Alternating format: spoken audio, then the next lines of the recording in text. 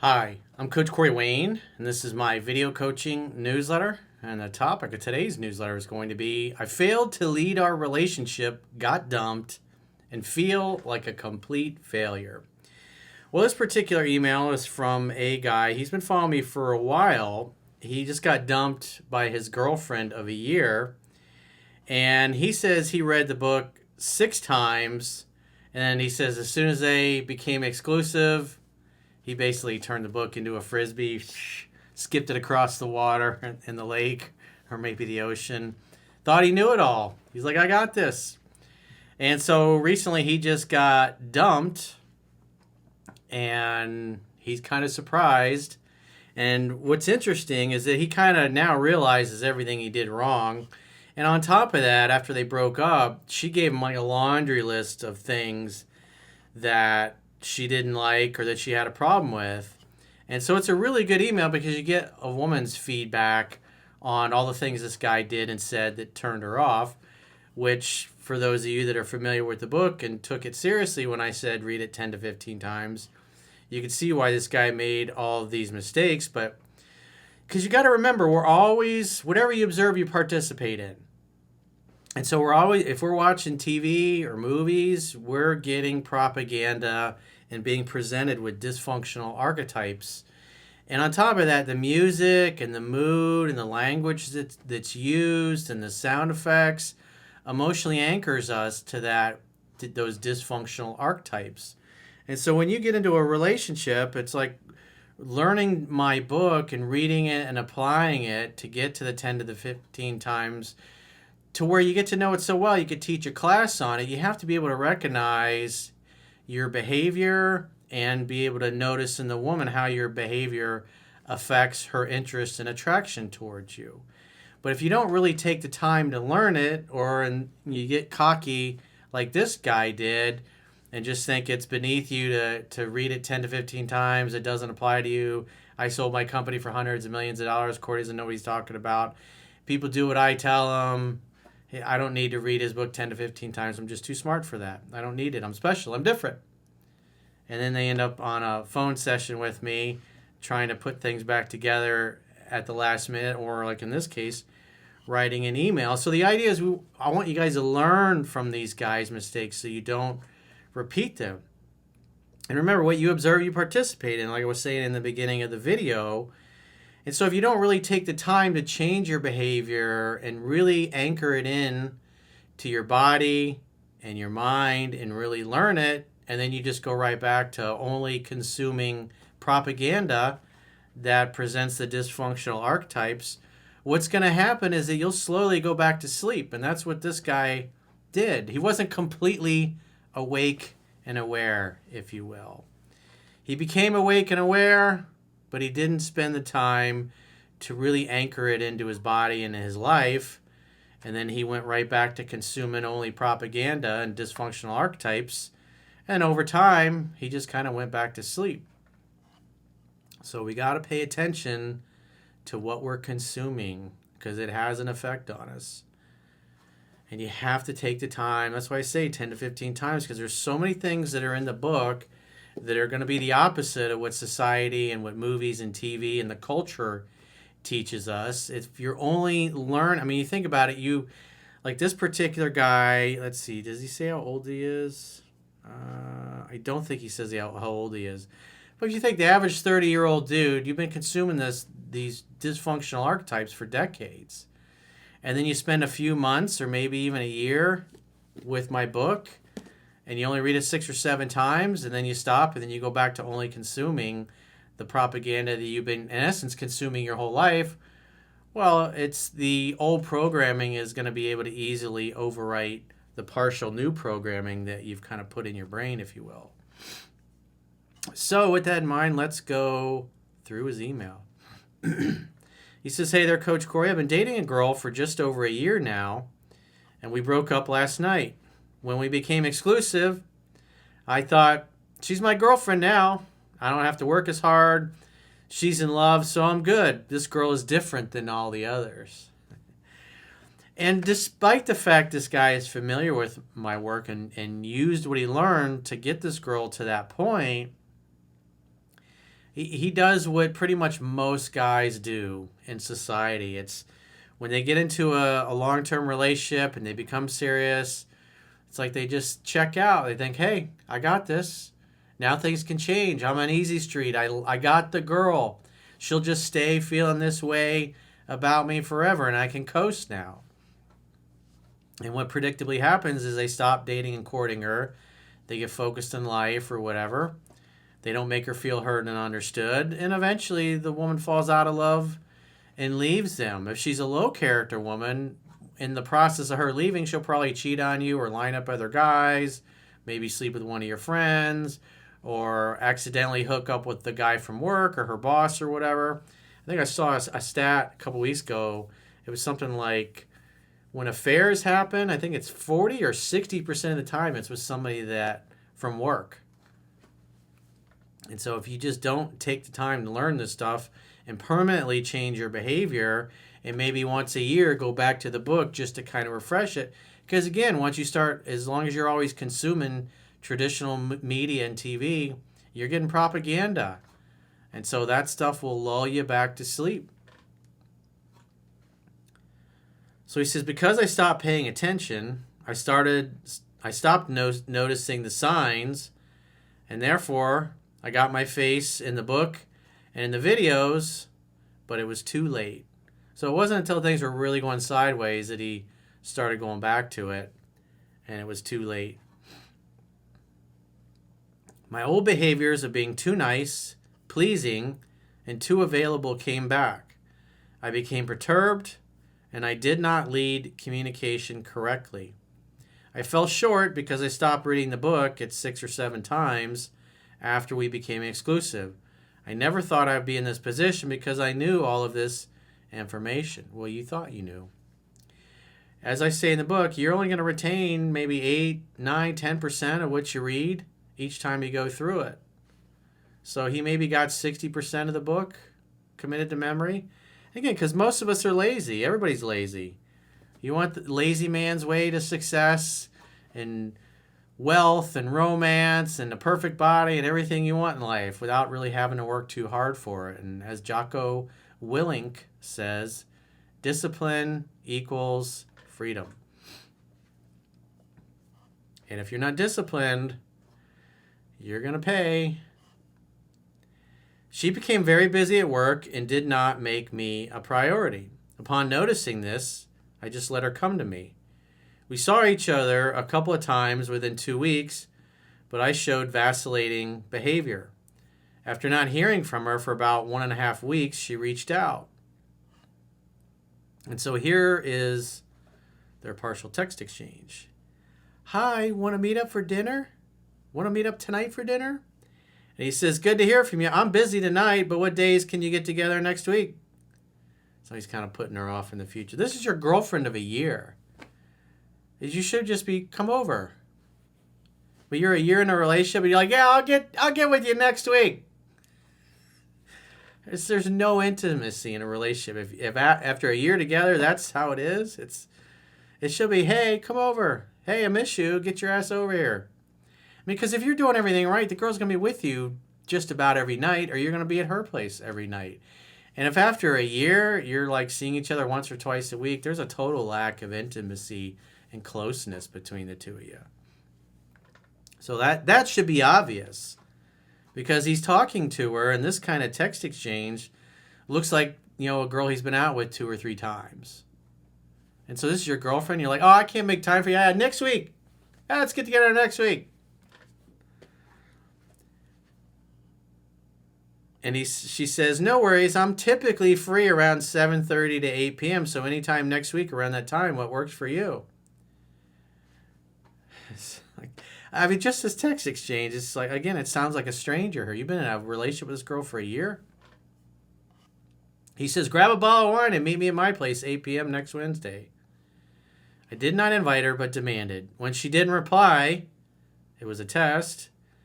I called a couple of days later and chased and asked if she was coming over Wednesday. She answered in a short, cold voice that she can't because of work, but agreed to Friday at 8 p.m. So, at this point, they're just kind of... He basically told her she wasn't that important, and what's she doing? She's giving it back to him. Well, I guess I'm not that. This is your girlfriend of a year, and you're telling you can't see her for a week? You just be, come over.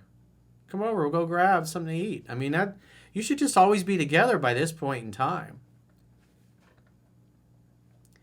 She came over, we went out, had fun like normal. Then I noticed she was not right, so I asked her questions, which let her open up to begin the breakup talk. He says, I was a jack-in-the-box. She felt that I was upset when I called, but I didn't admit it. Even though I said I wasn't upset at the time, she knew I was. Yeah, women can sense that, man. It's like, you're not fooling her. You just can't fool women like that. They can tell, are you sure? Are you sure you're okay?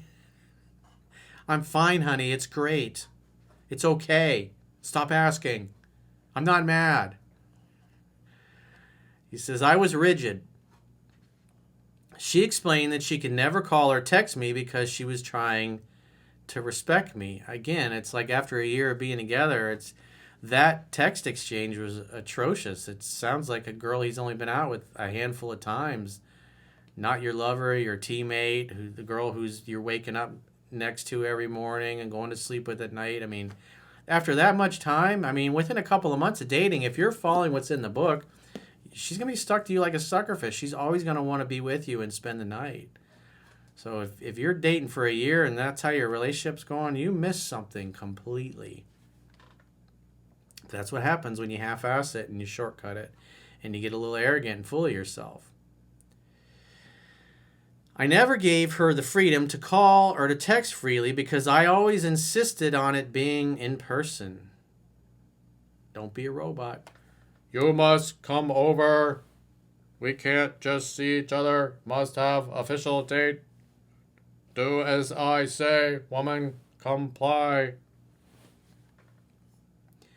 I wasn't paying attention to her reciprocation. I did her taxes. I just did things for her like a nice guy without her asking. Doesn't sound like a lot of excitement. I mean, it's supposed to be fun and romance and adventure. That's what you're looking for. Doesn't sound like a lot of romance and adventure is going on between these two. Just sounds like they were occasional fuck buddies. Maybe they were exclusive fuck buddies. She didn't like it that my actions always revolved around her schedule and that she felt bad that she couldn't find the time to be with me. She said that she barely has time for herself and her dogs. Again, it's like if there's problems in your relationship, it's just, how about dinner tonight? And he's like, no. How about next week? It's like, what kind of response is that? She complained that I was nonchalant. She didn't like how I was indifferent about her wanting to break up. She didn't like how I just tolerated TV shows that she wanted to watch. Yeah, it's like if you're sitting there watching trash TV with her and you hate it, and then you just go, oh, it's fine, everything's great, and you're not really paying attention. Versus, it's like, I know the way I am, is like, this sucks. This is bullshit. I'm not watching this. And I'll do something else because I'm not going to watch garbage. But if she wants to watch it, it's like, whatever, babe. But if you sit there and you force yourself to watch something when you don't want to watch it, and she's like, are you okay with this? You're like, oh, it's fine. She can tell. Whereas me, my attitude is like, I'm not watching this crap. I tune it out. I'll do something else. I'll be on Twitter doing something that I want to do that I enjoy, but we're still together in the same room. So we enjoy each other's company, but I'm not pretending to sit there and watch something I really don't want to watch. But, you know, after a while, that trash TV is like, some of the shit that happens, you're like, what? You have to stop what you're doing every now and then and look up. She didn't like how I wanted a prenup, but explained that even though she was in my top 5 trusted people, things can go wrong down the road, illness, etc., which would make her life miserable. She believes that that is part of the marriage agreement to put up with those things as they come, and I agreed. She didn't like how I agreed and said she didn't want me to change my opinion based on what she wants. When I heard her viewpoint, it was something I could work with and made sense to me. So if you're adamant about a prenup, it's got to be something, because if you can't, negotiating a prenup is kind of like negotiating a partnership agreement with business partners. It's like if you can't come to terms up front in a loving manner and how you would split things up if things don't work out, well then your values probably and your goals don't probably align. And that's part of the process. If, because just leaving things to the laws of the state, in a lot of places, maybe the majority of places, the laws are kind of slanted against the guy and they've really become unfair. She didn't like how on vacation I complained about pricing, even though she said she wanted to cover the costs. So she wanted to contribute, and he was dogmatic and like, no, you're not paying for anything. I run shit here. She felt shut down because I was causing the trip to become negative. Yeah, if you're on a vacation together and you're complaining about price, then she offers to pay for things and you won't let her, and then you continue complaining about price, it's like, you're not supposed to be a benevolent dictator. It's supposed to be a co-creation together. She complained that we don't have a connection anymore, and that, that first text exchange in the beginning of the email was like, it doesn't sound like there was ever a connection. And that when we got together, it's just updating each other about the week. Yeah, it's just very superficial, not a real deep, intimate type of relationship. Almost like they come over or he goes over to her place for a booty call, and then that's it. She ultimately stated she wanted to move on because we were in different parts of our lives and that our paths do not align in the future, that she's always in the present moment and remembers things as they come, and feared that she would forget me, that she can't satisfy me with sex because her sex drive is basically zero. If her sex drive is zero, she's not turned on. When a woman feels heard and understood, the legs open, and when she doesn't, the legs are going to close. So if you're not dating and courting her, or like in this case, you're like, I'll see you in a week and a half. It's like that's your relationship after a year of being together. It's like, again, it sounds like you only been out on 2 or 3 dates, and this is somebody you just met.